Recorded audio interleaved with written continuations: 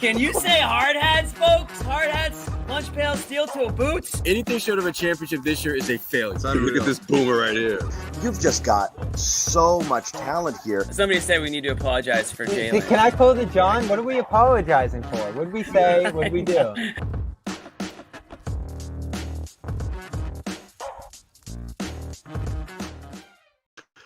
What's going on, everybody? Everyone hear me okay?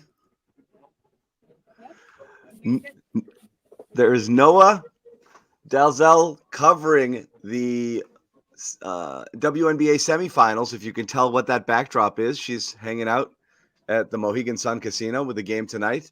And Bobby Manning, here we are. None of us made it to Abu Dhabi, unfortunately, but the Celtics and the Nuggets did. And we have our first preseason game in the books, and we're here to do a Garden Report and talk to you guys all about it. So happy to have basketball finally back. It's a preseason game, so there's not a ton that we're going to get too serious about, but it's always interesting, what we learn from watching this and things that we were looking at coming in. And among those things, I think we're going to be Jason Tatum and his kind of reworked jump shot, rotations, who's going to play when and where, who's fighting for those kind of like 9, 10, 11 spot minutes on the team. And, there's a bit of a cluster at the bottom end of the roster and how that's going to look. You've also got a couple rookies. You wanted to check them out. A new free agent, Lonnie Walker. I don't know what's going on with him. We'll talk about Lonnie a little bit too, but outside of the one thing that's clearly going to jump out, I think for most people, which is the 61 threes. If anybody had a question how Missoula Ball was doing in the offseason, it's fine. It's all fine and well. It's back in full force. But I'll start with you, Noah. Anything that kind of jumps off the page is the first thing, that you kind of took away from today's preseason opener. Yeah, I think the Tatum looked good, his shot looked good. That was a big story, and I'm sure we'll talk more about that. But then the other one was just I spent so much time in Vegas watching Summer League games. That guys like Jordan Walsh and Drew Peterson, who didn't look great at Summer League, and we talked about it so much and we watched so much of it, and then you have the whole summer to think about it. They both looked a lot better today. So I think some of those main Celtic players or some of the guys that struggled in Summer League looked a lot better in a very limited sample size today. But it's just a good reminder that sometimes it's just a different environment and some time and a different headspace can make the same player that looks totally out of control and kind of hopeless look a whole lot better. Which I thought both of those guys looked a whole lot better today. Yeah, I thought a rusty start for the regulars. Tatum ended up turning around from 3. Brown started strong shooting and defending and all that, and then kind of faded with his shot. I thought Holiday White missed some looks early too, and that shooting is pretty much what put them behind in that first half. But they got great boosts off the bench, and you wondered how many of those guys who were great contributors last year, Pritchard, Hauser, Cornette, who gets a spot start here, would carry over this year. And I thought they all looked pretty good. Hauser didn't shoot great, but Pritchard probably looked about as ready for the season as anyone here. I thought Brown looked great physically, blocking shots, playing around the basket, stuff like that early. And Pritchard came out and looked like he never stopped playing from last year. And that pretty much became the difference in this game. That Denver bench, if this was Nuggets post game, would scare you if you're them. But I liked overall the rotations. I liked how Cornette fit in with the starters. I don't think that's going to be a thing, but it does signal how much he's probably going to play with the regulars at the start of the year with Porzingis out. And some of the deeper guys off the bench, obviously I was excited about Sharman. Cato, a lot of people excited about him. I thought he was okay. And some of the, Lonnie Walker, I know there's a whole crowd hyping him up. Those didn't impress you as much as some of the guys coming back from the bench last year. So not a ton of change here. The biggest surprise of the game to me was Jordan Walsh's role, which was pretty consistent early, often. He's in this game playing alongside some of the regular contributors off the bench and looking pretty poised out there, not with the shot, but just some of the other stuff you thought he'd bring to the table that wasn't really there early in Summer League. He looked like the Jordan Walsh from a year ago. So that was pretty exciting in terms of the guys who weren't part of the team last year. But other than that, you didn't really see much new that blew you away. Real quick, welcoming back everybody here who is watching us on our various platforms and channels. And thank you, Cobra. We give a shout out right out of the gate for the super chat. These are appreciated. They trickle back down to the hosts. So every little bit does help, and we are thankful for that, but also just for you guys coming back and hanging out with us. It's Friday. It's 2:45. It's a preseason game. There's no reason for you to be here, yet you're here. So yes, thank you. Thank you for joining and hanging out with us. So let's go in order of things. Real quick on the Jordan Walsh, and we'll get into it in a bit.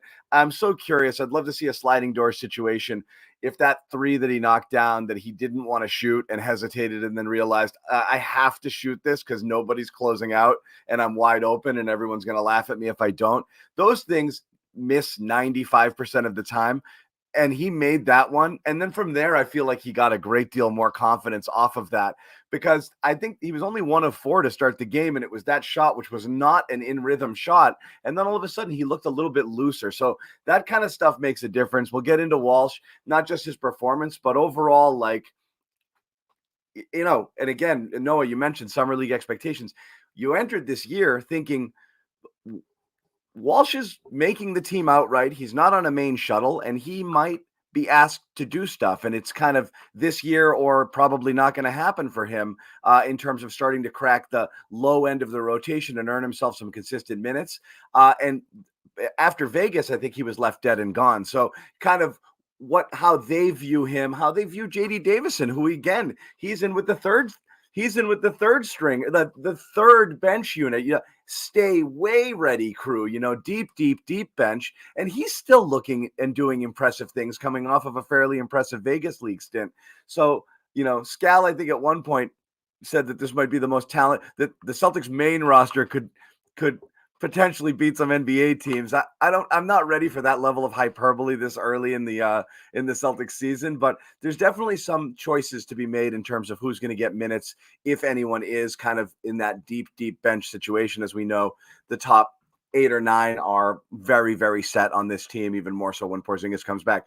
But in order of, importance to the team, whether or not, I don't know where your panic level was, Noah, on the Jason Tatum shot stuff. I don't think panic is the right term to describe it, but I was definitely very curious to see not just how it would look, because I can't tell. And if any of you want to put on your shot doctor, outfits and tell me whether you're seeing discernible differences between what we saw on the broadcast today and what you've seen in practice from what he was doing before, or, it's kind of more of the same. It was more approach. Not only was he missing over the summer, he was choosing not to take them. He was reluctant to pull it. He was resetting. He was looking for it. He made 3 3-pointers, which is great tonight for the people who were concerned. But the thing I like the best is he was just going for it. He was just looking for it. Let me just kind of do my thing, do the pull up, do the spot up, which is what he's supposed to do. He shouldn't be worrying about mechanics when he's playing the game. Yeah, I would say myself, I ranked pretty low on the concern level for Tatum's shot. I think it's more of an acceptance that he's not like some sharpshooter. Like that's not his role. That's not his thing. He can shoot at times. And I think I look more just the big sample size of like, what has he been able to do over the last few years? And certainly when someone's in a shooting slump for 6 months, like you have to start thinking about that a little bit more seriously. But I felt like the Olympics was just not going to be the one. We talked about this on the show, but I think just when you're getting 1 or 2 shots per game, it's not enough to really see anything. And to me, it's just the confidence. It's just the ability to whether he's hesitating, like you said, you can kind of see it on his face, honestly. I feel like in the Olympics, quite often you could just see like he didn't really want those shots. And he looked good today. As far as like the mechanics, I will never weigh in on that stuff because I feel like when shots go in, suddenly all the mechanics look good to me. And when he's short or whatever, suddenly you can start to see the hinges or all the things that are going wrong with his shot. Bobby? Yeah, I liked it. I thought through the practices, through the camp, it was looking sharp, a little more condensed, and not huge differences, but just a little quicker. And getting it off quicker, I think, is the key for anyone to be able to shoot more effectively in this league, especially with the pressure he's facing there. And he hit some tough ones. I thought Brown got him a good opportunity off one of the long offensive rebounds, and that was the big thing for them, 3-point shooting in this game. They got so many offensive rebounds, especially early. And those are always going to set you up for good opportunities outside. So it's good to see him start off on this footing. I think he split the first 2 pair, finishes 3 of 7, aggressive from out there, hunting it. That's what you want to see from him. And it says a lot about his role still at this point, right? They want him shooting a bunch. They want him being the guy who draws pressure out there on the 3-point line. Everything funnels from there. In fact, much of the game plan for Boston in this game looked like an exaggerated version of last year's. The 3-point volume, the offensive rebounding. They had 17 offensive rebounds in this game. Big reason they won. And Tatum pretty much focused on the 3-point line. And I think that makes sense for him this preseason, right? Get up as much as possible, find a rhythm out, and put everything behind you. So look, that's my thing is I didn't know whether he'd be like embarrassed, right? Like not meaning like, what if it doesn't fall? Are people going to say stuff, like, and that's not quite the right term, but like it's a preseason game, but there's no question that like there's a lot of smoke surrounding Tatum in this coming off this offseason with all of the stuff with the, getting benched in the Olympics and the shot not necessarily falling. And then, him consistently addressing the, I'm one of the best players in the league, even if you guys don't think so sort of thing. So he kind of entered it with this weird, like defensive vibe about himself, as opposed to someone who should be king of the world right now, coming off an NBA title, the best player on the best team and all of that. So I was kind of curious, is he going to get in his own head if the first one was a back rim, and then he misses the second one too. And I was like, oh no, I was like, is he going to start thinking? And I'm so glad he didn't, because, he did keep shooting it and they did fall. The third one fell. And then it just kind of looked normal from there, because Noah, as you said, maybe the notion of Jason Tatum, years 1 and 2, or kind of bubble year Tatum, where he was a little bit more of a deadly shooter, maybe that's gone. Do you think it's gone? Or like, are we just reconciled to the fact that it doesn't necessarily have to be that good for him to be a great player? Because it's two different things. If it comes back and he shoots at volume at a elite clip, approaching 40%, and he's hitting those step backs, he's all of a sudden the deadliest scorer in the league, but if it doesn't, he has to work a little bit harder for his buckets. Yeah, that's where I land on it. And is my audio better? I realized I think Yeah. It was a little low before. Okay, cool. So I think where I land on Tatum is that if you look at the broad, years of his career, he has not been a consistent 3-point shooter, compared to some other shooters that we know in the league, that's kind of what their thing is. I think if he was going to try to be an MVP candidate or win MVP next year, he needs to be a really good 3-point shooter. So if that's your prerogative and that's the discussion that we're having, and I know people like to have that conversation, then yes, he needs to be an elite shooter. Outside of that conversation, I don't think it really matters, because we saw how effective he was in the playoffs without being able to shoot. And I think that was a little bit below what we can come to expect of him, 28%. But I think there's a little bit of an obsession with him and his 3-point shot that ends up kind of taking a lot of the air out of the other things that he does really well. And the only time it would actually matter in my eyes is if we're talking about an MVP campaign, because there are guards that can shoot like that. There's guards like Jokic that he's never going to be able to rival his efficiency offensively. And so that's the only time that I think that his 3-point shot fixation really should come into play. Unless things were to go south beyond what we've seen of late. And again, like, I'm cracking up with the graphic here, but it's a little unfair because he did. I'm sorry, I couldn't help it.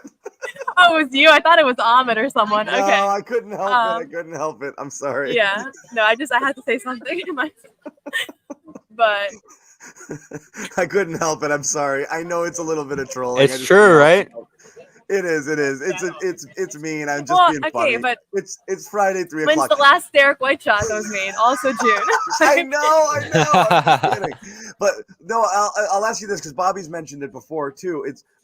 Bobby and I have talked about this, and even the Mavericks talked about it. I thought the biggest mistake that they made was being so insistent on doubling Tatum and getting the ball out of his hands and leaving what was a really strong shooting lineup, to open to do different things, where you do wonder if Tatum isn't that threat as much anymore. You're packing the paint against him and playing him straight up one-on-one without sending bodies his way when he starts at the point of attack, when he starts making his way to the hoop. If you're not respecting the shot, it reduces his offensive arsenal, but there'll be a trickle-down effect there too. So him hitting those shots and people respecting his ability to, I think is important to keep the defense open, because he can't just be a bury your head guy and head to the basket. That's a part of his game, but it can't be all of his game. Being able to score at multiple levels is important. And we've talked about that midi kind of leaving him a little bit too. So I do want to see Tatum hit his pull-ups. I do want to see him, kind of lean into that mid-range when he needs it, because your best shot makers are supposed to do that. The clock is low. There's no more room to move the ball. The ball's in his hands. He's got to make something happen. You want to make sure that he can do that. And that's kind of his thing is, you're a difficult shot taker. You have to be a difficult shot maker. So again, good to see him kind of knocking these down. Bobby, anything more to add on this convo before we move on? Because he needs to take those difficult shots, because that's who he is on this team. It's going to happen. And he's a 37-ish guy for his life, right? So we know him. He's made his career to this point by being a little above average from three. He's never been a sharpshooter out there, never been a 40% guy on high volume. So you have to figure it's going to be 35, 36, 37. The concern coming out of the Olympics, coming out of the playoffs, is that something went wrong and he dipped down to being a guy who's around 30%. That's where it'd be a problem. You can't have a guy who's taking as many for this team and is essential for this team having that kind of slump for the year. You'd be readjusting everything you want to do at that point. So that's the encouraging thing here, is that this isn't broken. He went back and made some tweaks. Maybe it's not elite. Maybe it's not where you'd love it to be for MVP purposes, as Noah said there. You'd have to get pretty hot from that standpoint to be in that conversation again. But if you're somewhere in the middle, that's where you can live with it. And they're going to live with the variance a little bit, try to negate that with offensive rebounding, some other things for nights where they miss. It's just astonishing how they were able to take it to another level in this game. You think 40, 50, that's like the max amount of threes you can get up. They're pushing it at another level here. Is this what they're going to do in the regular season? That'll be interesting to see. I don't think anyone's trying to get themselves hurt here either, and going kamikaze style towards the rim. And there was a half crazy. Speed to the so they were going through the motions for sure here, which is let's just kind of whip it around. I actually thought there was pretty good ball movement. It wasn't just especially early. It wasn't dribble up and chuck it. They were actually moving the ball pretty well inside, outside, running some cool stuff. They had Cornette coming out high and as a screener, and still playing not quite like playing like you would with Cornette, but they were kind of moving him around and bringing him away from the paint there, and using him as a ball screener sometimes. So there was definitely an emphasis on let's create as many of these looks as we can get. What do you think of Cornette starting? Right away, 11 rebounds, 3 assists. But I'm going to let you have the Cornette conversation. You can have the Cornette conversation with Bobby. Here we go. It's year 5 of Luke Cornette. He was fine. He's good. I feel the same about Luke as I've always felt about Luke. But yeah, go ahead, Noah. He's reached I think we're going to level. see more Luke. I'm happy for you, Bobby. I think we are going to see more Luke in the fall. I'm happy for you, Bobby. I know, I really am, because I think Al. I think today Al not playing at all is expected. I mean, it's not shocking, but it's also indicative of, I think, everything that we've come to see with Al in the rest days is only going to be intensified. He's 1 year older and he's off of a finals run. And so I think we're going to see a lot of Luke in the fall. I think especially with he's your starting center on a lot of nights. In my understanding of Xavier Tillman is that he's not a guy that they're going to pile minutes on. Even if he's playing well, I think with the knee stuff, he's still somebody that they're going to monitor.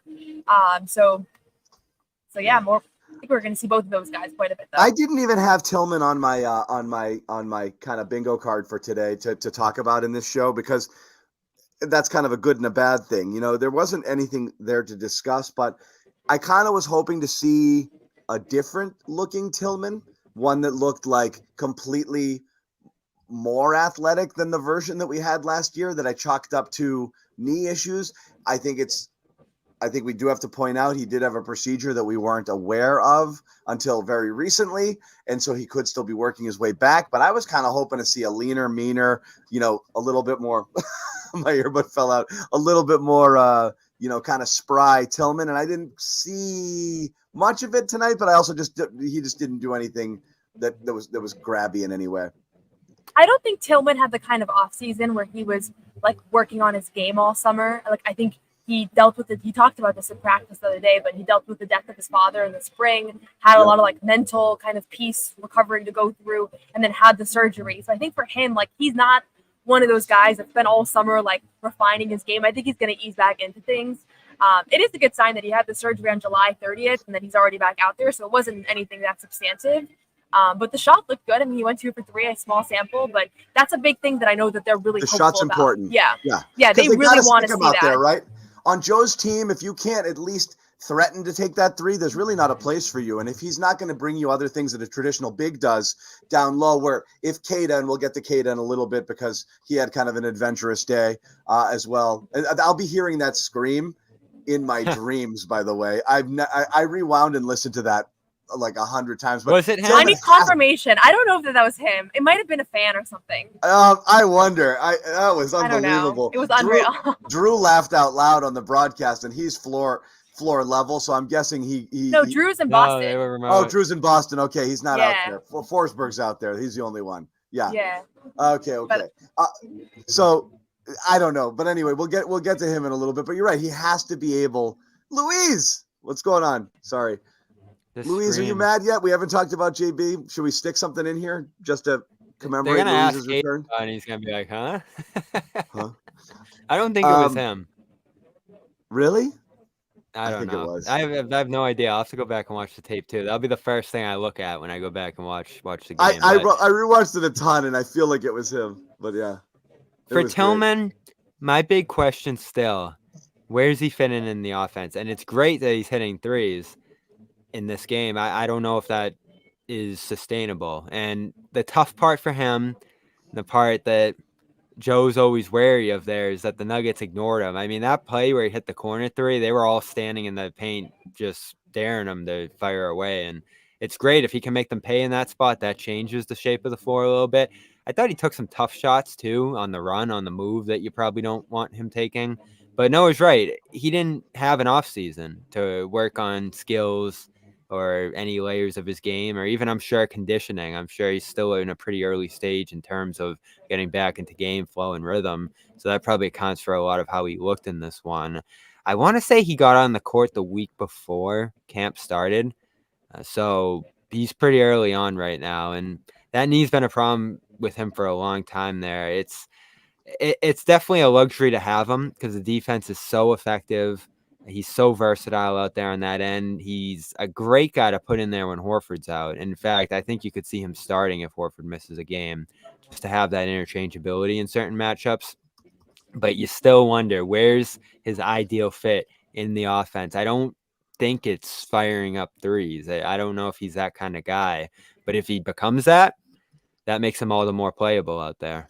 Well, Luke's too much of a coward to shoot threes like he did early in his career, so someone has to, Bobby.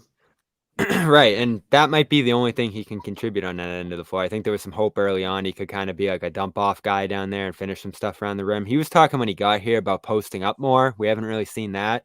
But they also didn't allow him to play the 5 much last year, which I think is probably the best position for him. So we'll see where his role ends up falling. I think on the average night, it's going to be Horford starting and Cornette filling most of the second unit minutes. But they like to play bigger, too. And honestly, with what we saw from the wings today, Springer, Walsh, who was fine but didn't hit shots. I don't think there's a lot of opportunity to go small with what they have right now. And Shireman, I was so bummed with how that went. I was waiting for fireworks in his debut, and we didn't get them. Well, I do want to get to him too. Does he look like a completely different human than the person they drafted? Like if you put them side by side, I would never think that the guy right here is Shireman. Didn't they actually do it? Someone put the side by side of him compared to Creighton. Yeah, someone did it. Totally different person. I'd never. He spent the summer in Boston. You can see it on his face. My goodness gracious, he's so different. These are interesting. These are the I'll say of all the stuff, this is the most interesting stuff. I'm not a bury the lead guy, but honestly, like, what are you going to learn about a preseason game from Jason Tatum, Jaylen Brown, Derek White, those guys? Nothing. They're the same guys over and over. It's really kind of these deeper on the bench guys, how they look. Does anybody look different? Is anybody going to earn a bigger role than they did last year? And so I do think, of the interesting things to talk about, Pritchard, and again, he becomes more and more interesting. The myth of Peyton Pritchard continues to grow, just in terms of every time you see him, he's doing something that's like super impressive, particularly against bench units or second unit sort of competition or anything that's kind of a reduced level there. Jordan Walsh, his role here, the Lonnie Walker stuff, Shireman. There's definitely intriguing players here. We're going to talk about that as we roll on. But I do want to tell you, and I got to figure out where to find it, Prize Picks. We want to tell you about a couple of our sponsors here. We're going to start, of course, with Prize Picks. 10 million members, billions of dollars awarded in winnings. Prize Picks makes daily fantasy accessible to all. I don't necessarily need to hear this, do I? No, I'm going to turn down the volume on it. But again, get in on the action here with Prize Picks, America's #1 daily fantasy sports app. It's super easy to use. You can win 100 times your money with as little as 4 correct picks. All you have to do is pick more or less on your favorite players and their stats, and you are off and running. I'll tell you what, right now, if you're picking Patriots, pick under. Under. You can't even set it. You can't even set the over-under low enough on some of these guys. But special deal for you. If you sign up today, you get 50 instantly when you play 5. That's all you have to do. You don't even have to win. You get the 50 automatically if you play $5. So rush out and do that. If you leave that code, use that code CLNS after you download the app. Boom. Play 5, get 50. It's as easy as that. So make sure that you do check it out. Sign up for Prize Picks today. Also, I want to tell you about Game Time. I thought it was this week, Bobby. I was pushing people to get their Patriots tickets early because I thought this was Drake May's first start. It's not. I don't know when that's coming. Maybe it's the next week. Roll the dice, see when you can get in there, but it is coming at some point. But as of now, not yet. But again, authorized ticket marketplace, great option here if you want to go check out a Pats game, or as we said, the Celtics are starting up. You want to go check out the Sun. Is that a sellout down there, Noah? I don't know that it's sold out. I know the tickets were cheap. My brother was just thinking about coming down, and it's like $25 on Game Time okay. right now. So but you're in the area. Celtics tickets, you want to see the banner get raised, you're going to need some help there. You can get in with Game Time. Prices typically do go down the closer you get to Game Time. You can't wait too long on banner night at the Garden, but you can get in and check out the Pats or your favorite shows or whatever have you. Great options, all in pricing, so you can see exactly what it is that you're putting up there. You don't get surprised after the fact with hidden fees. Lowest price guarantee, great seat views, panoramic.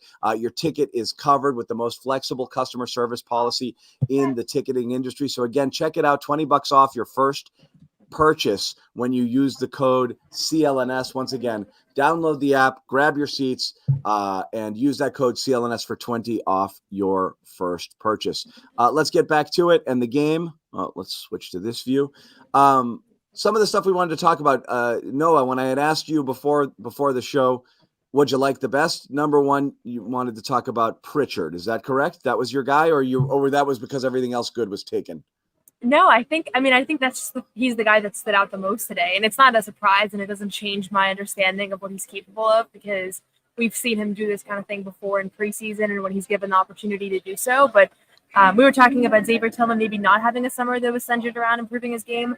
I guarantee that if we had to look at like who took the most shots this offseason, I bet Pritchard would be up there. But he looked great. And I think that, again, it just reminds people that, you know, when he has the touches and when he has the opportunities, he has generally over the last year or so shown that he's capable of playing a bigger role. And I think that the hope and the expectation for him this year is to have a little bit of a larger usage rate and a little bit of a larger role coming off the bench, especially because you're down Porzingis, Al's not doing much. The bigs are all low usage bigs. So I think Pritchard's going to be one of the guys that like maybe creates his own shot a little bit more. And he looked very much ready to go and in shape and at full steam today. I mean,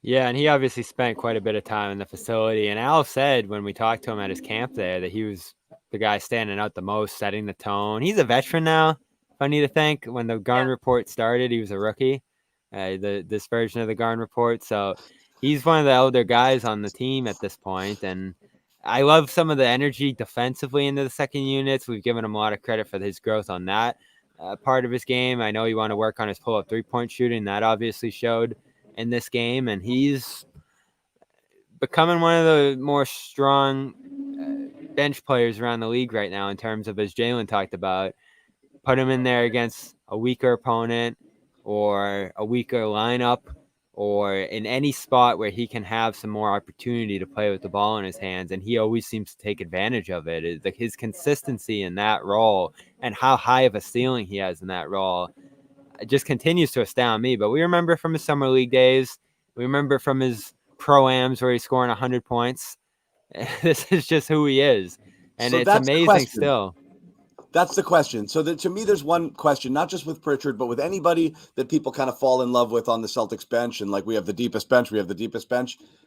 Maybe. Like I said, I contested that a little bit last year, just because when fully healthy, anybody on the bench was playing with 3 all-star caliber players. And in most cases, you don't have that, and sometimes you would have Tatum plus a guard and 3 bench players. But that was about it.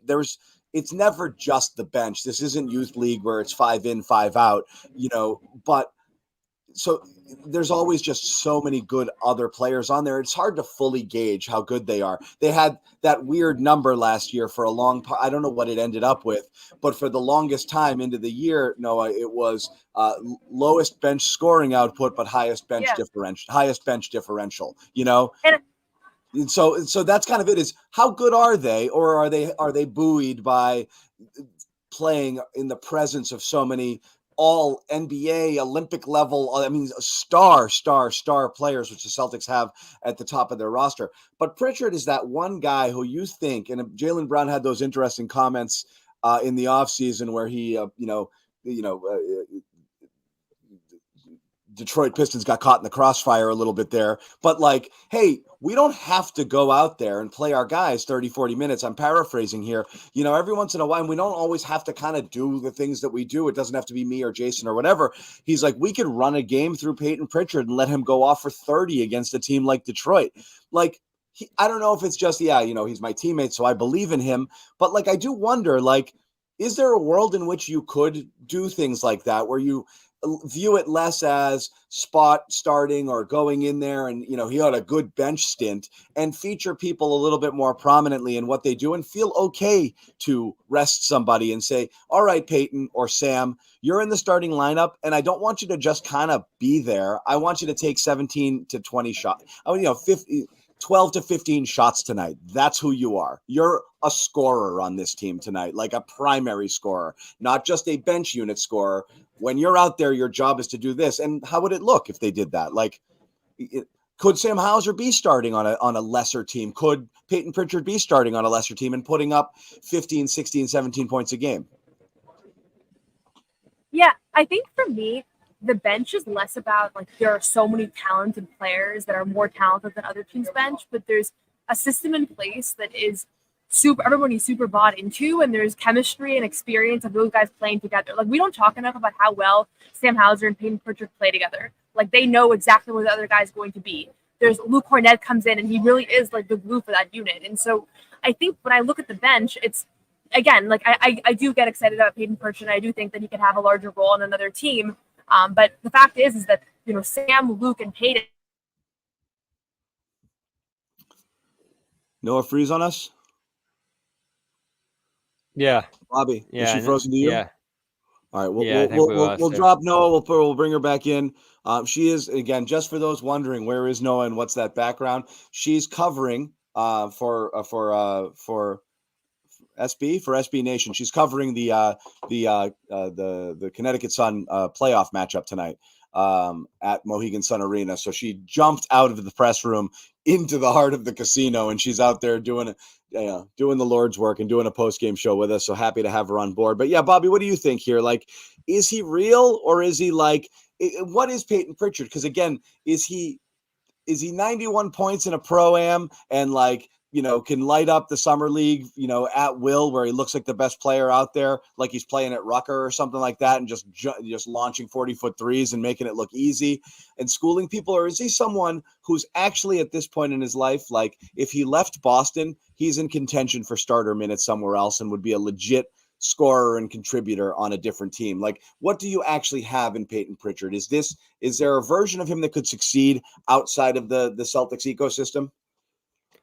Yeah, for sure. And I think it would have been I mean, not just interesting. succeed. Of course, he could succeed. Thrive. Like even more than Yeah, he's doing here. Do the Celtics have a starter who's relegated to 18 minutes a game because they're so good?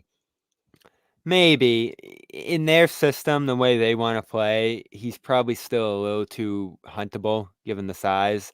The Yeah. Jimmy Butlers of the world. I know he held up well against Luka, but maybe a healthier, stronger version of Luka in that spot could have taken more advantage of him. But teams are going to go at him. And we've weighed in the past whether that's an advantage or a disadvantage for Boston. I know in some cases you might feel like that takes the other team out of their offense. But in terms of his skill set on offense, what makes him so great here is how complimentary he is. The catch and shoots, the secondary ball handling. He can play alongside their And starters and and take maybe not advantage of the starter. space he has with them. Yeah, is this a guy who could be like a sixth man of the year sort of candidate somewhere else? And also, can he start pressing here where his contributions are not small here, where he's earning does he could he play his way into 22 to 24 minutes a night here, consistently?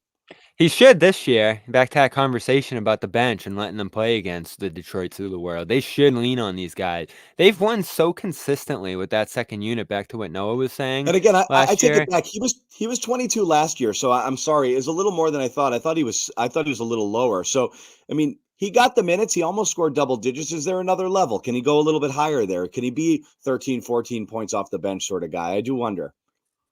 I think so. Yeah, and some of Yeah. it's efficiency, right? He has those cold stretches and he can have a night where he's always 7 from 3, and you wanna balance that out a little bit if he's gonna have a super consistent role, and then once you get to the playoff time, you always have that conversation of every round that you progress, those guys being a little less effective, and Hauser counteracted that pretty well right through the finals, though he had the weaker East finals. And Pritchard's the one who, besides those 2 half-court shots, faded a little bit in that finals setting. So a lot of it's matchups. A lot of it's gonna be what they need into different second unit lineups. But again, back to what Noah was saying, they have won game after game after game. And those 3 guys, Hauser, Pritchard, and Cornette, have been playing together. Scrimmages 3 years ago, the bench unit for that first run, last year being the full bench in entirety for this team. And Pritchard stepping in many ways. I said it many times last year, John. He did a lot of Brogdon things. And we remember how significant of a role Brogdon had here playing that role.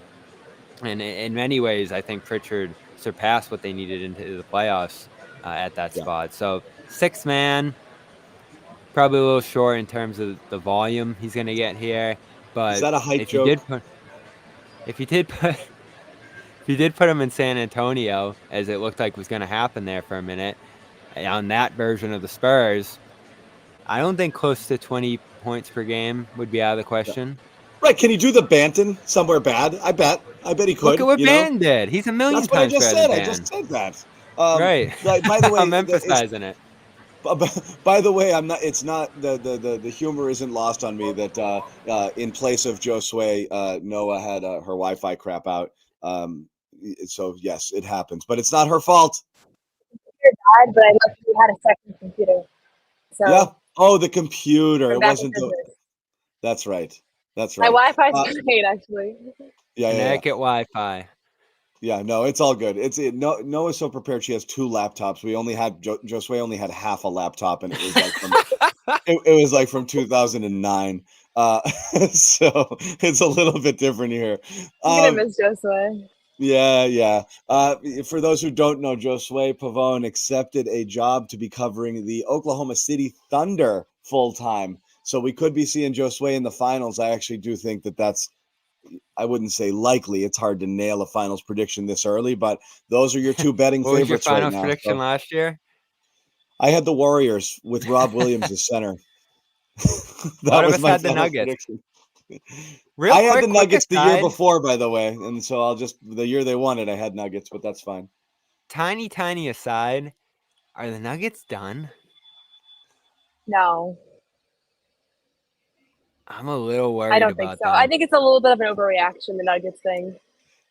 It's an overreaction. I think they hit a wall last year. Definitely a little bit of fatigue, and the KCP thing hurts. I mean, look, I don't want anybody to. We don't want to get alarmist now, but what's happening to the Nuggets is what's going to happen to the Celtics, which is you're going to be making business decisions that are going to make your team worse because you're going to try to find a way to get under, aprons and penalties and this and that. And that's what teams are doing right now. It's a reality that we're pretending doesn't exist, but it does exist. And yeah, the Nuggets definitely took a half step back, but I have such a faith in their core and Jokic that no, I mean, it's hard to get back to the finals. It's hard, but I'm definitely not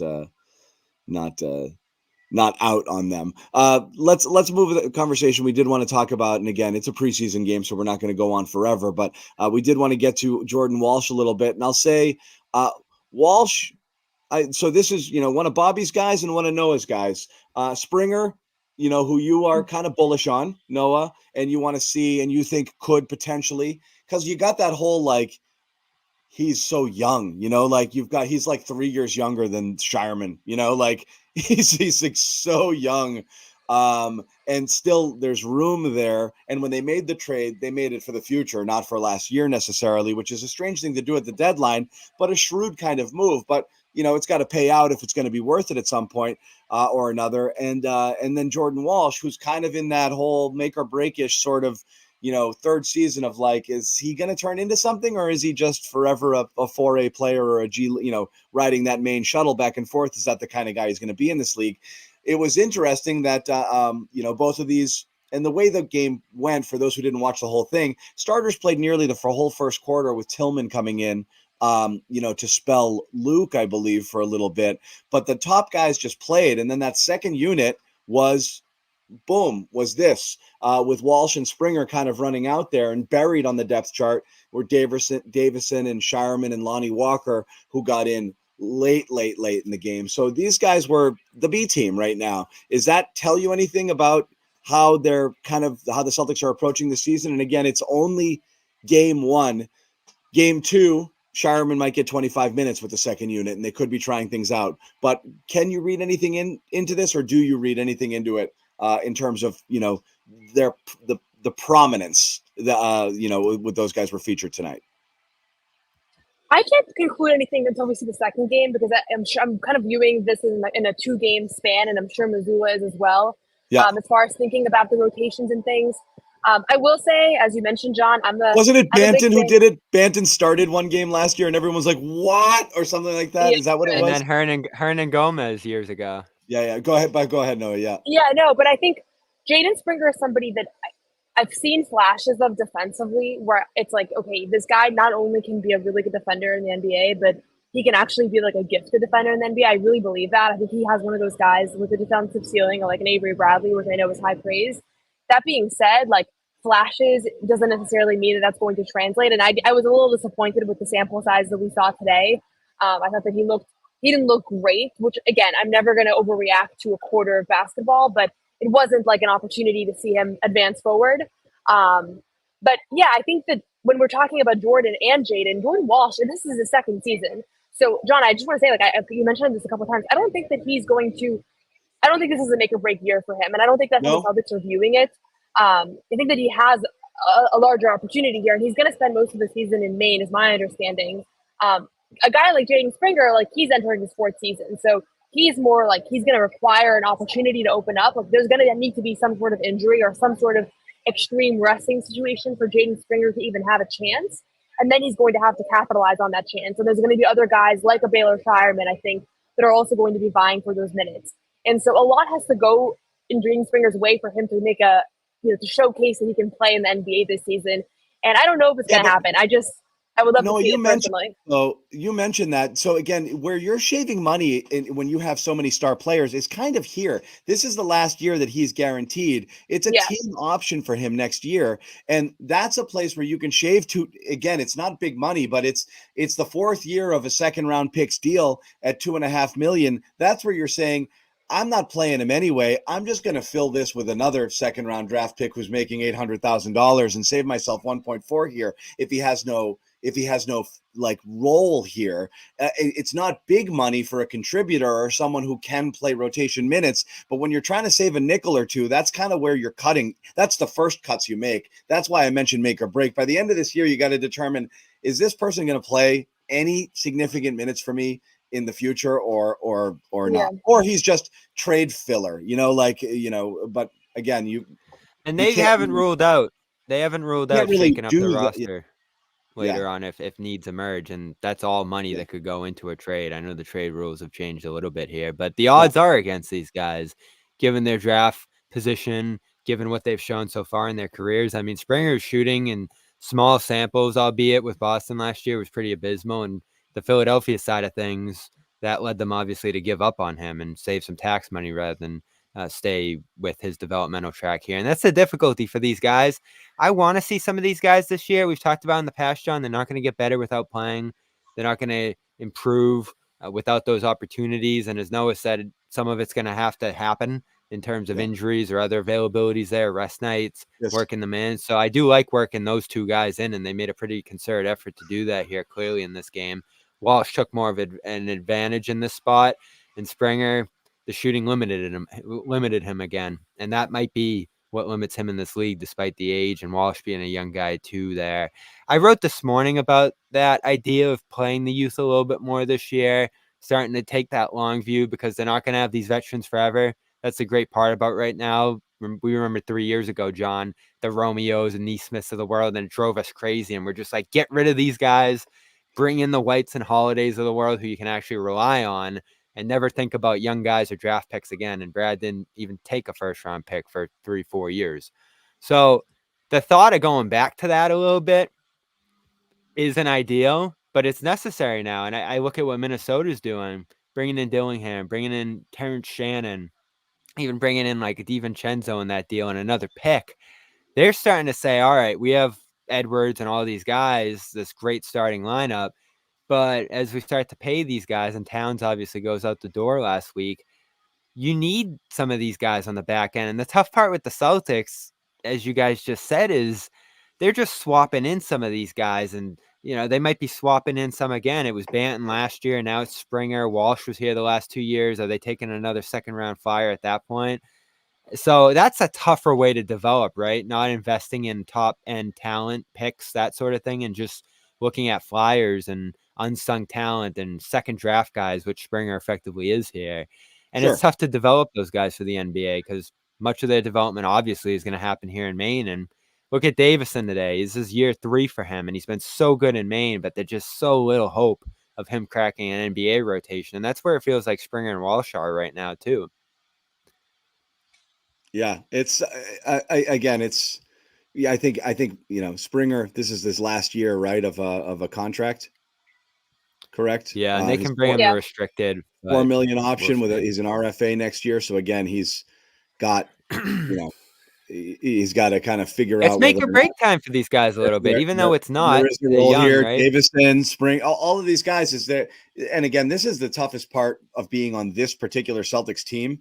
It's there's no room to develop at this point. It's again, what are you doing? It's basically just like Hunger Games, for like, the 10th man minutes right now between 5-6 people. And that's about it, and we saw it last year. It doesn't work that way, even with established NBA players, let alone young people who haven't played at this level trying to find their footing. We watched the Lamar Stevens, Banton, Brissett, shuffle last year, unless someone was kind of given 12 to 15 minutes every single game in a particular role and just told to go out and do that nightly. There was no way that those people were getting in any rhythm. So it's really going to be difficult. So I don't want to say concerned, but if you're going to throw in overreactions for today, not just today, but today in the summer and this and that, it's you have your first round draft pick in a while, and you don't know what to do with them with Shireman here because I don't know how he's going to see a minute on this team. Well, I think what it comes down to is that this team was unusually healthy along the perimeter last year. Like really nobody missed time. Knock on wood, you get that again, but statistically speaking, you're probably not going to. There's probably going to be somebody that misses a somewhat extended period of time, even if it's just an ankle sprain or something. And so if you look at the current rotation, like there really is not an opportunity for anybody to enter. And it's kind of a weird situation, even just talking to guys at camp. It's like, they kind of know that too. They know that it's the exact same situation as last year. And so they're just kind of looking from the veterans and looking to learn and absorb things. But I think that the only pathway they're going to have, and this happens all the time in the NBA, where somebody goes down and all of a sudden somebody else gets an opportunity, and that's kind of what catapults their career. So obviously you don't hope for that, but in the event that happens, I think that there are some guys that they're aware are primed and ready to go in those moments. And I think Jaden Springer and Baylor Shireman are two of the guys right now that are wing players that they want to see out there, but there just might not be an opportunity. I would say Jordan Walsh is probably a little bit below that in the list, just because of his youth and the fact that I think he's just a little bit more raw than those two still. But that's what it's going to come down to. So, at least for injury's sake, so if something does happen, I think it's going to create an opportunity for people. But I'll go back to the creativity thing, John. Finding ways to get them in there, finding ways to utilize them.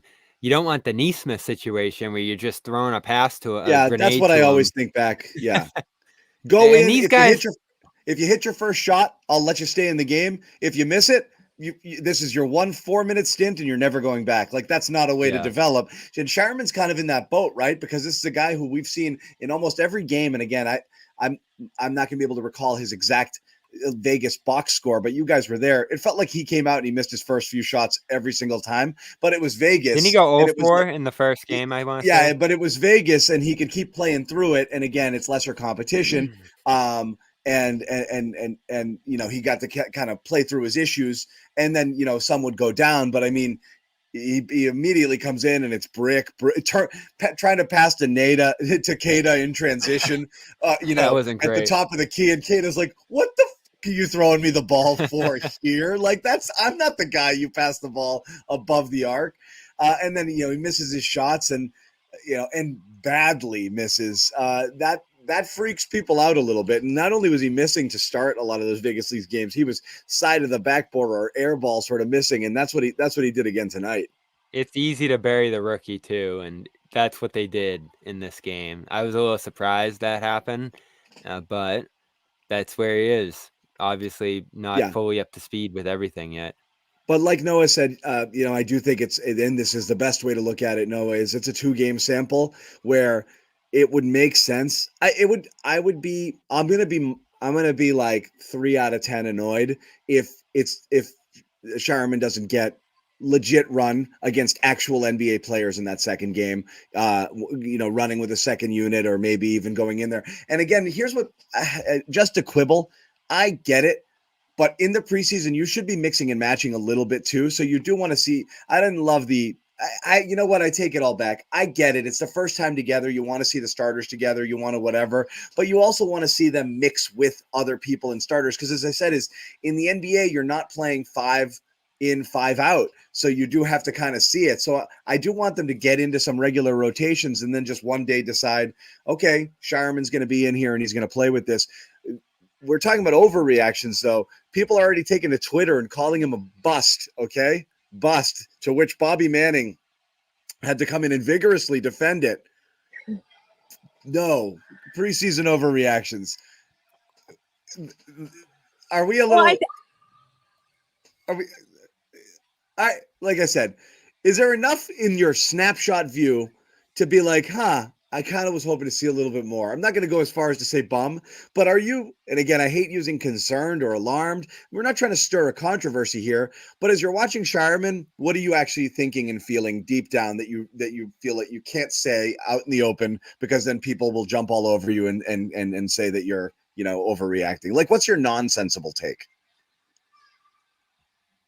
Mine? Noah first. Your nonsensible gut reaction. I only have sensible takes, John. No. That's not how I play. I don't know. I mean, it's not the point of this exercise. That's not how I play. No, I know, but I mean, so Baylor hasn't looked great, but the thing is I feel like he can make you make 2 or 3 3-pointers, and all of a sudden we're having a completely different conversation, and I just can't bring myself to go there, even inside. I don't even think he played minutes in this game.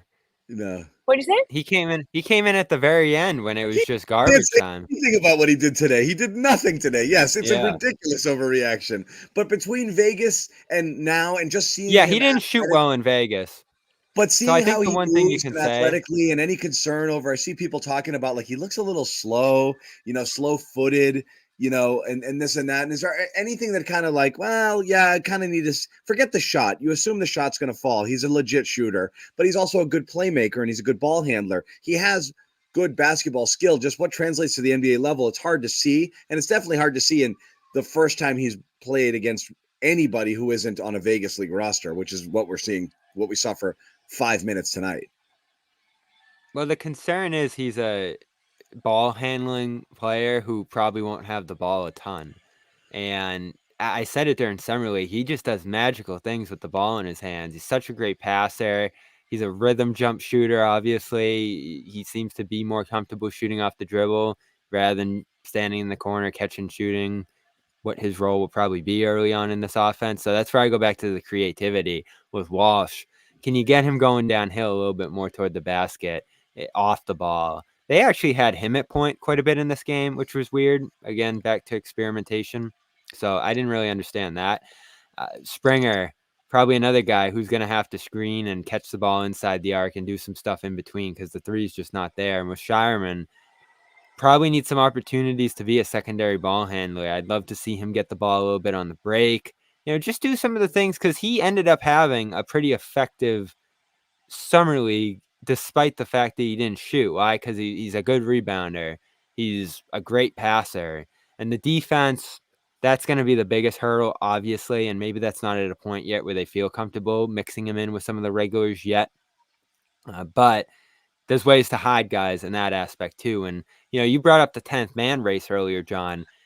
Like Walsh isn't a great shooter. Springer isn't much of a shooter at all. Some of these guys we're hoping could fill a spot like that don't have a shot. And Shireman does. And that's why I think he's in the best position to run away with that spot. If he can just figure out the speed of the game, their plays, all the stuff they're trying to do on defense. And some of that's a little bit of a compromise, I think, with a young player, right? He's not going to do everything right.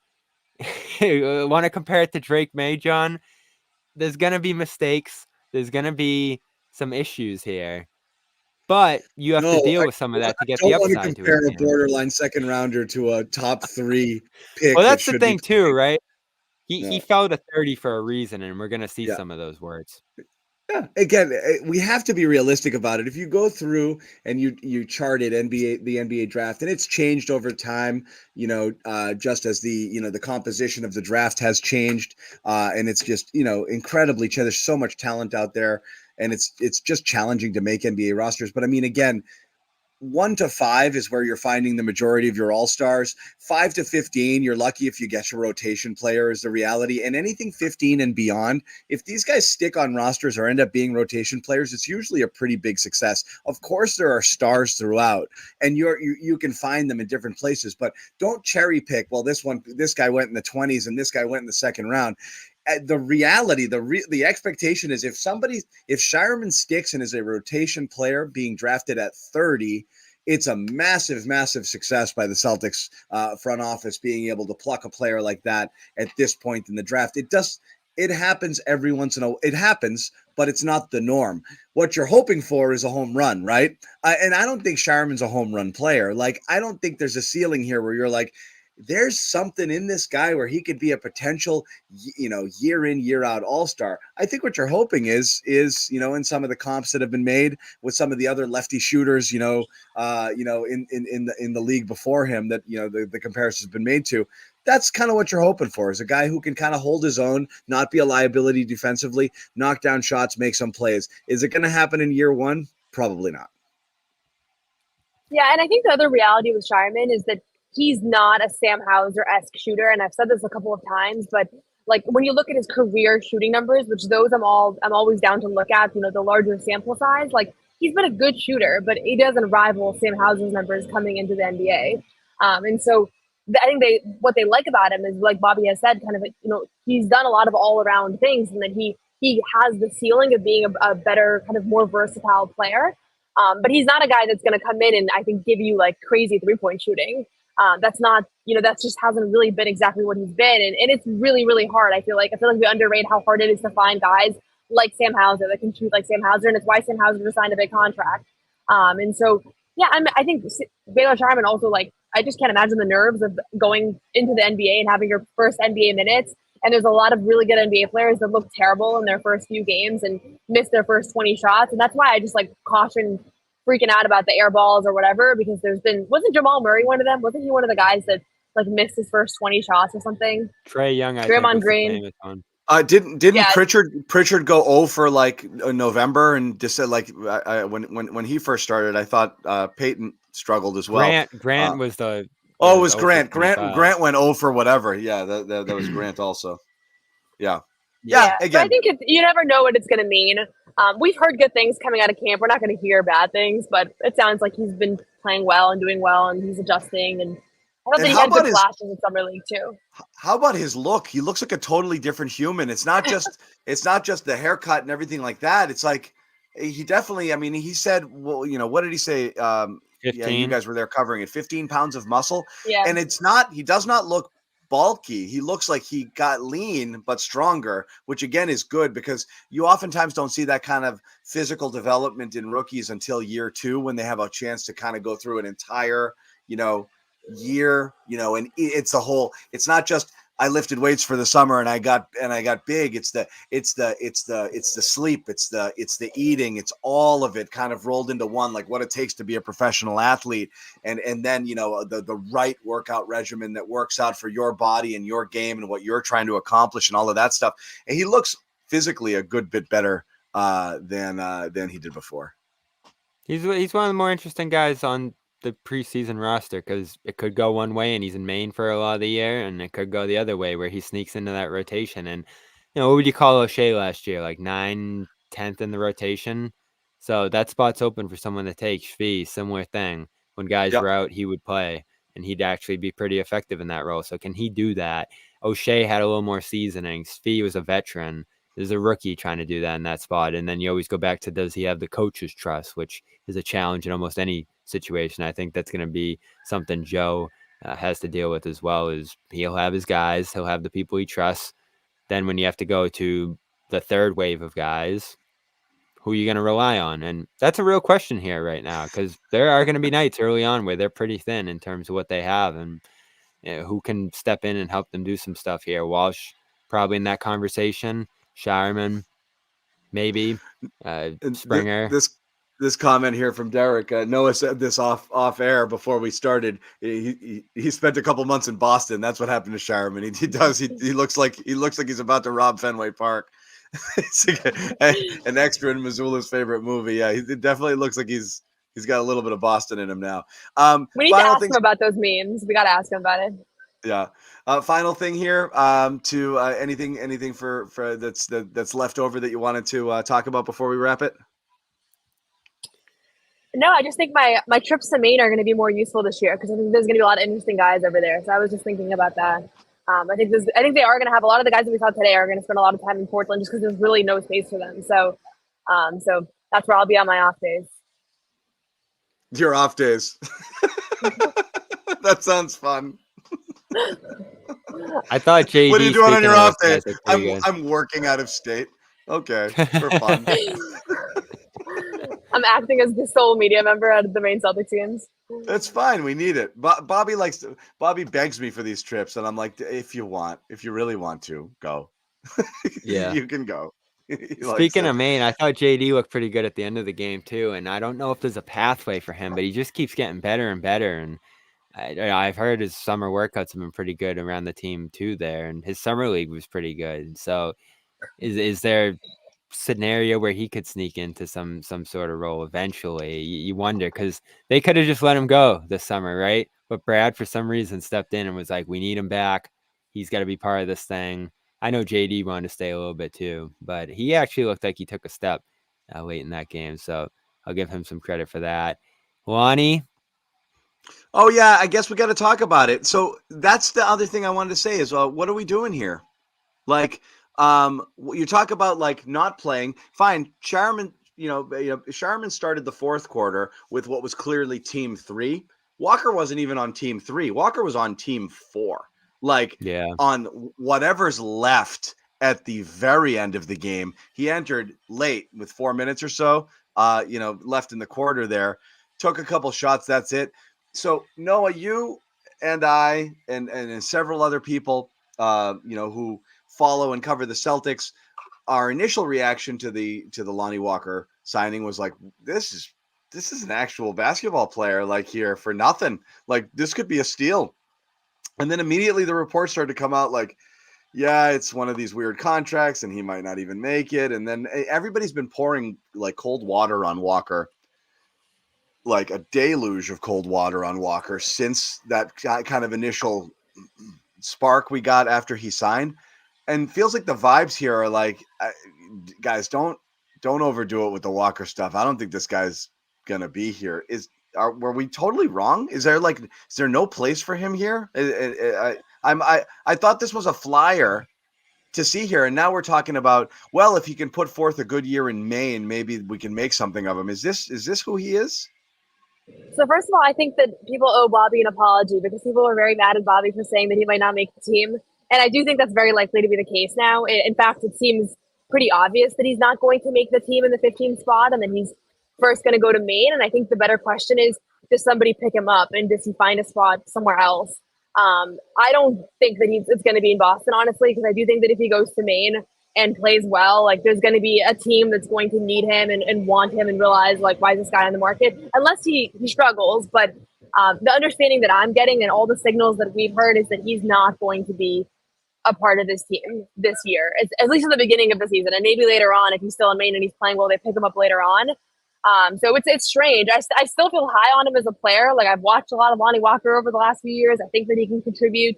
But from the financial situation and just what we're hearing, like it doesn't seem likely that he's going to get that 15 spot. So just mentally preparing people. I think people are going to be a little bit disappointed because I know fans are excited about him and I get it because I was too when the initial signing, was reported. Yeah. Yeah. Weird. You probably want to take a longer look at him than this though. And again, Sunday you might play no starters. Who knows? Why would he go to Maine? That's the whole point. But it's not just the Celtics and the space on this roster. What are we missing here? Like you're a pro who's played legit NBA minutes, rotation minutes, albeit for not great, great teams. But like, what are you proving to people in Maine? This is almost like I don't audition. I just get offers. Like you've at least, if you're him, have you not earned the right to like? Yeah, put me on your team if you want, but if you don't, I'm just going to go to a different team. I find this odd that like what's in it for Lonnie Walker to stick in Maine to prove that he could be the 12th person on this team. I don't understand I don't understand it at all at that point. Maybe a desire to be part of this team. No, I think that he just, he couldn't, I don't think he got any offers. Like, that's my understanding of it. He didn't, and there's plenty of people out there who are getting offers. I just don't think they're coming back on a deal. Like there's other people out there, like Lamar Stevens just signed. O'Shea's not out there. Like these are people who've played professional. Jay Crowder, is Jay Crowder signing with a team to play it in Maine? Like, no, he's signing for someone. He's signing for someone who's going to play him, or he's not signing at all. That's what I mean. I'm not saying that Lonnie Walker's has his pick of where to go. I don't get why he would come to a place where the option is go prove yourself here. I just sit at home and do nothing and wait for the phone to ring. It's weird. Or go overseas, right? Or go, yeah. That's always difficult. Weird. That's always difficult, right? Because when you go overseas, you're pretty much done in the NBA. Not many guys leave and come back. Yeah, Busele, the rare exception. So it's that last-ditch effort to hang on here. And you mentioned it, John. Many veterans have fallen out, especially this summer. For many teams, it's more advantageous financially to just leave a spot open or give it to a younger guy. And that's what I mean is guys. It's more of an economical decision for most teams to make rather than like, oh, geez, I watched some Maine highlights last night and this Lonnie Walker guy caught my eye. Like, you know what you're signing if you bring him on. I don't think you need a showcase. So I don't get why he would do that. I find the whole situation really perplexing. I get what Noah's saying. You could showcase yourself for elsewhere. But the way he's talked about wanting to be with Derek, wanting to be with Holiday, who he's worked out with, and just want to be a part of the situation, there to me had to be some acceptance that he might have to go to Maine, spend a month or two up there, work on reshaping his game and tailoring it to their system. Because you look at the two shots he took tonight, those aren't shots he's going to be able to take on the floor for the Celtics. So you're forcing it inside and firing up a three off the dribble. He needs to be a more complimentary guy. And you see him at these training camp sessions. He's such a great corner three shooter. He knocks them down in droves in the practices that we get to watch. And the numbers for him in that spot are really good. And, he's talked about being able to guard the guard spots well. And that's something, I've heard positive reviews about when it comes to him. And people are excited about that scoring. And that's a real value. At a 15th spot on a roster, is it worth $12 million, which is effectively what they'll be paying at that spot? That's what they're going to have to figure out. But what they're also going to have to decide here is honestly, no. I mean, if I were the Celtics, I'd go down to 13 guys. It's like what you're paying for nothing. Paying $12 million for a person not to play is insane. Yeah, it's just how do you feel about him? What's up, Noah? Do you feel like he can be a guy? No, go ahead, Bobby. No, yeah, what were you saying? That's the question. No, I think so. With the Lonnie Walker situation, there's a lot of different ways. Once you're in that spot where it's September and you don't have a spot in the NBA, like you have a couple of decisions to make. Are you going to take a contract overseas? Are you going to sit at home and hope for the best? Like your odds aren't great at that point. There's a bunch of guys that are in that boat, and a handful of them are going to get opportunities. And a lot of guys, like I listen to Austin Rivers' podcast. Like last year around this time, he was really hoping that something was going to come along, and it never did. And he was going to workouts, and you hear all these reports of John Wall and Isaiah Thomas. And I do think actually that the humility to play in the G League and the ability to showcase not just what you can contribute on the court, but what kind of guy you can be off the court has worked for people in the past. And my understanding is that's the pathway that he's going to take here.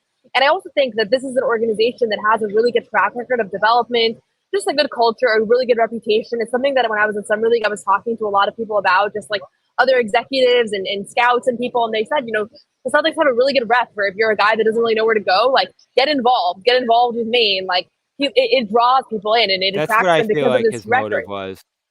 Yeah, so he knows people there. The team was probably willing to offer him a spot and go to Maine and show that you can be a leader. I mean, he's a veteran player. He's not a young guy. Like show that you can be a leader and a good teammate and have the word get out that Lonnie Walker is a really good culture fit. And I think that could really help. Like, it's not going to be like, oh, Lonnie Walker, you look at his highlight reel from the Maine Celtics. Okay, now we can sign him. I think it's that other stuff that maybe people aren't sure about. And so I'm still high on him. I'm not willing to get off the Lonnie Walker train, but I'm understanding that the situation and the circumstances are maybe not what I thought when Woj reported that he signed a 1-year deal, which was the initial report, which is maybe mentally why so many of us were having a hard time adjusting away from that, because the initial tweet said for a 1-year deal, and then we later learned it really wasn't that at all. So we'll see.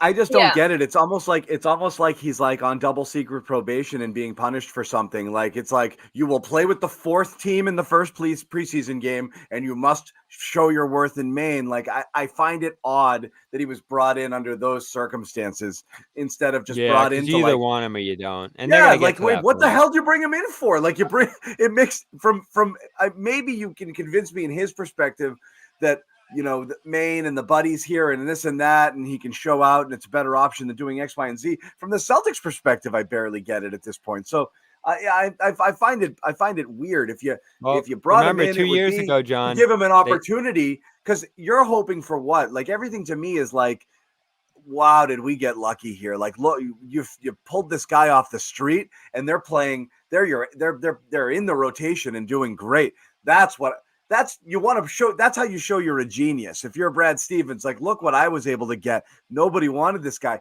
Why would you make it so hard for them? It's almost like you've got to like he's got to earn his way back, like he did something wrong, instead of throw him in there and let's see if he can play. He's an NBA player. He might be able to crack the rotation. The approach to me, I feel like there's something we're missing with Lonnie Walker that we still don't have here. But I don't know. We'll see as time goes on and if his role changes. Maybe they're being deferential to some of the guys who'd been here beforehand first, but I don't know. We'll see where it goes. Well, remember 3 years ago, John, they signed Cornette to the G League, and I called it a steal, and they reshaped his game, and now look where he is. I took these out. I can't hear you. They're out. I have to say that, Bobby, like it's not for all the Cornette jokes. Luke Cornette is a very good basketball player, and he's been a very important part of this team. So I do think you hit your, to it was the right take to hold on to because it has aged well, even though people are always going to hate on Cornette. I just have to put it out there to your credit.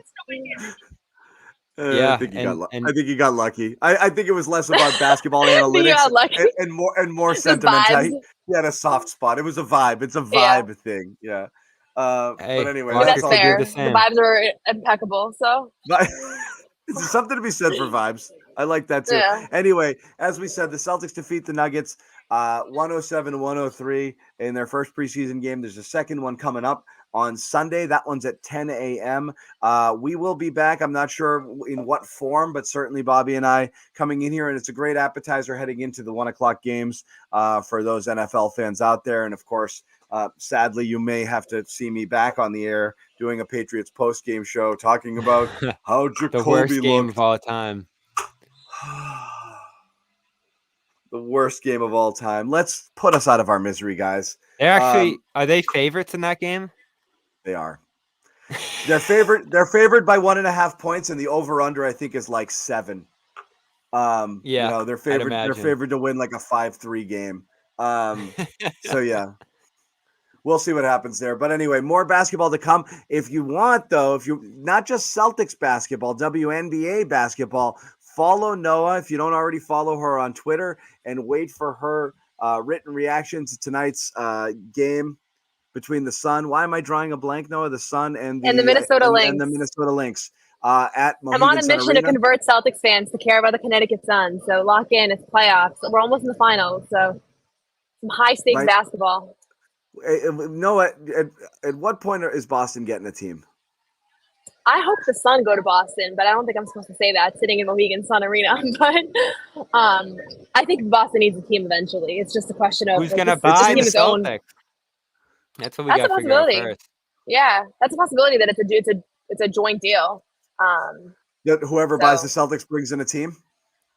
Maybe. I mean, I don't know that the Sun can coexist in Connecticut and in Boston. That feels a little saturated to me, but maybe they buy the Connecticut Sun from the Mohegan Tribe. I'm speculating here. These are not sources, but there's a lot of things that I think a Boston team would kill the Sun because they would lose so much of the Massachusetts connection? That's what they said about the casinos. Yeah. Yeah, I mean, it's NBC Boston streams both. It would be tough. There's already, I think, a smaller fan base here than most other teams. But I'm lowering my voice because I'm amidst them. So. Well, you're right, because you got a team in New York as well, and where are you pulling from in Connecticut if you can't do that? But yeah, I mean, I think the model there is what with the type of crowds you get at UConn games, which was always consistently extremely strong there, and it wasn't just students. There was a lot from the community that were going to those games as well. So. Boston seems poised to support a team, though. And when you think about what the Red Sox have lost in the summer, maybe there's some opportunity there to pull in some. I've always said between whether it's WNBA or if MLS ever got higher than being a fourth-rate league. And they're not in Boston, which is the killer. I know, but there's such an opportunity there because of, not just the Red Sox, but baseball. I've always thought baseball success so much relies on it running unopposed. But with the WNBA's rise in popularity and obviously like the huge numbers that you get for younger generation flocking to international soccer, there's such an opportunity there to capture eyeballs. But I think a WNBA team in Boston would do really well. Anyway, another conversation for another time. Noah might have just gotten herself banned from Mohegan Sun Arena for the night for her comments. We'll see. But anyway, you can follow that WNBA action. If you follow Noah, she'll have written work going up covering the game for SB Nation. Of course, Bobby Manning will be talking and writing about the Celtics here on CLNS on our YouTube channel and over on CLNS Media. So check that out. And please tune back in on Sunday for a double dip with the Celtics postgame show and then a crap ton of depressing Patriots. Who knows? They might win. It's depressing even if they win. That's the thing. When they win 6-3, it's whatever it is. You're not gonna feel better about the team on Sunday. I'll tell you that. But it is what it is. So we'll see you all. Thank you again for tuning in. We do welcome everybody back here. Louise, Judah, Derek, all the regulars. Phil, Dodd. I saw you jumping in late. That's great. Manila. Fun to have the fam back, so we do appreciate you guys. Blorp, late, but you're here. Thanks, buddy. And we will see you on. Wait, I need the outro, don't I? There it is. Garden Report outro. We'll see you on Sunday. Take care, everyone. Wait, Amit's got an outro for us, I think. No, he doesn't. He said he was going to work on an outro. He had a phenomenal game. Phenomenal. Forfeit's out. I think it's an option. That did not sound like a chair. It was a freaking chair. It does sound like a chair.